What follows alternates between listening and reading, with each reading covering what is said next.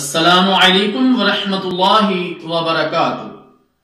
الحمدللہ رب العالمین والصلاة والسلام علی رسولہ الامین والعاقبۃ للمتقین اللہم صلی علی محمد وعلی آل محمد۔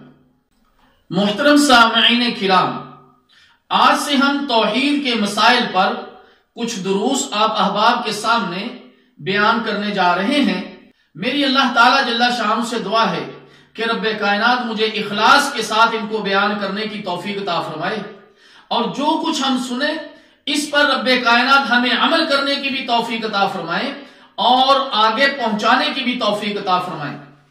محترم سامعین کرام، قیامت کے روز انسان کی نجات کا انحصار دو باتوں پر ہوگا۔ نمبر ایک ایمان، اور نمبر دو عمل صالح۔ ایمان سے مراد ہے اللہ تعالیٰ کی ذات پر ایمان، رسالت اور آخرت پر ایمان، فرشتوں اور کتابوں پر ایمان، اچھی یا بری تقدیر پر ایمان۔ رسول اللہ صلی اللہ علیہ وسلم نے ارشاد فرمایا، ایمان کی 70 سے زائد شاخیں ہیں، ان میں سے افضل لا الہ الا اللہ کہنا ہے، صحیح بخاری۔ یعنی ایمان کی بنیاد کلمہ توحید ہے۔ اعمال صالحہ سے مراد وہ اعمال ہیں جو سنت رسول صلی اللہ علیہ وسلم کے مطابق ہوں۔ بلا شبہ نجات اخروی کے لیے اعمال صالحہ بہت ہی اہمیت رکھتے ہیں، لیکن عقیدہ توحید اور اعمال صالحہ دونوں میں سے عقیدہ توحید کی اہمیت کہیں زیادہ ہے۔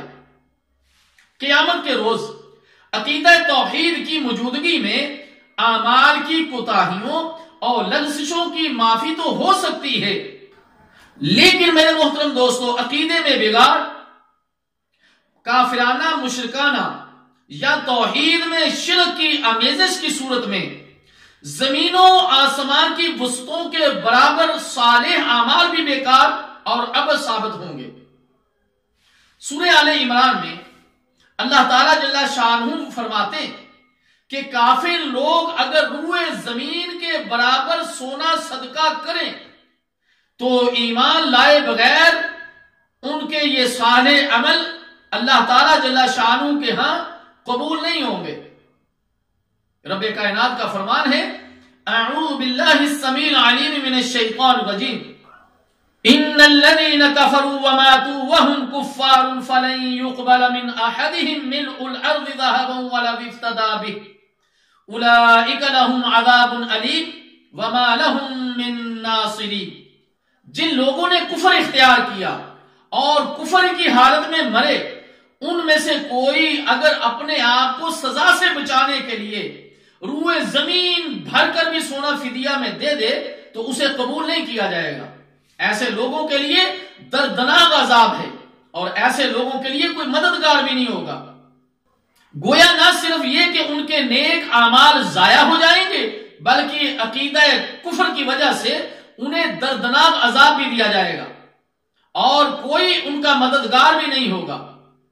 سورہ مائدہ میں اللہ تعالیٰ جل شانہ نے فرمایا، انہ من یشرک باللہ فقد حرم اللہ علیہ الجنہ ومأواہ النار۔